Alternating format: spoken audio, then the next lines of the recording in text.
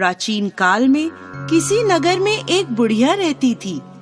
वह प्रत्येक रविवार को सुबह उठकर स्नान आदि से निवृत्त होकर घर के आंगन को गाय के गोबर से लीपकर स्वच्छ करती थी। उसके बाद सूर्य भगवान की पूजा करती, फिर भोजन तैयार कर सूर्य देव को भोग लगाकर स्वयं भोजन करती थी। भगवान भास्कर की कृपा से उसे किसी प्रकार की चिंता और कष्ट नहीं था। धीरे धीरे उसका घर धन धान्य से भरता गया। उस बुढ़िया को सुखी देखकर उसकी पड़ोसन उससे जलने लगी। बुढ़िया के पास कोई गाय नहीं थी, अतः रविवार को घर लीपने के लिए वह पड़ोसन के आंगन में बंधी गाय का गोबर लाती थी। पड़ोसन ने ईर्ष्या में आकर अपनी गाय को घर के भीतर बांध लिया, जिस कारण बुढ़िया को रविवार को गोबर नहीं मिला। बुढ़िया अपना आंगन नहीं लीप सकी। आंगन ना लीपने के कारण उसने ना तो भोजन बनाया, ना ही सूर्य देव को भोग लगाया और स्वयं भी भोजन नहीं करा। सूर्यास्त होने पर भूखी प्यासी सो गई। इस प्रकार उसने निराहार व्रत करा। रात्रि में सूर्य भगवान ने उसे स्वप्न में दर्शन दिए और उन्होंने भोग न लगाने का कारण पूछा, तो बुढ़िया ने बहुत ही करुण स्वर में पड़ोसन द्वारा घर में गाय बांधने और गोबर न मिल पाने की बात कही।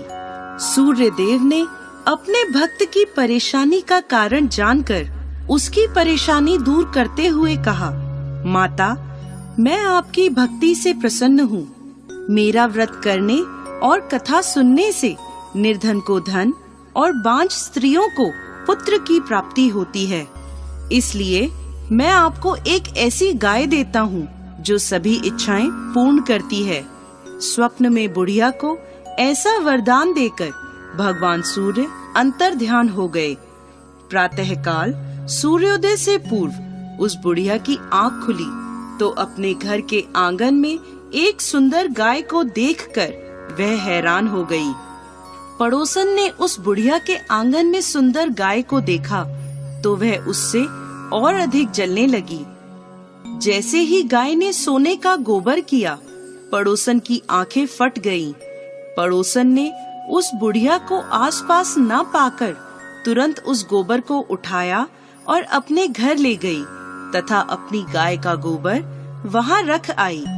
बुढ़िया को सोने के गोबर के बारे में पता ही नहीं चला और बुढ़िया पहले की तरह भगवान सूर्य देव का व्रत करती रही और कथा सुनती रही। पड़ोसन की चालाकी देखकर एक दिन सूर्य भगवान ने तेज आंधी चलाई, जिसके कारण बुढ़िया ने गाय को घर के भीतर बांध लिया। सुबह उठकर बुढ़िया ने गाय का गोबर देखा तो उसे बहुत आश्चर्य हुआ। उस दिन के बाद बुढ़िया गाय को घर के भीतर बांधने लगी। सोने के गोबर से बुढ़िया कुछ ही दिनों में धनवान हो गई। अब पड़ोसन बुरी तरह जल भुनकर राख हो गई। जब उसे सोने का गोबर पाने का कोई उपाय नहीं सूझा तो वह राजा के दरबार में पहुंची और राजा को सारी बात बताई। राजा ने अपने सैनिक भेजकर बुढ़िया की गाय लाने का आदेश दिया। सैनिक बुढ़िया के घर पहुँचे। उस समय बुढ़िया सूर्य भगवान को भोग लगाकर स्वयं भोजन ग्रहण करने वाली थी। राजा के सैनिकों ने गाय को खोला और अपने साथ महल की ओर ले चले। बुढ़िया ने सैनिकों से गाय न ले जाने की प्रार्थना की।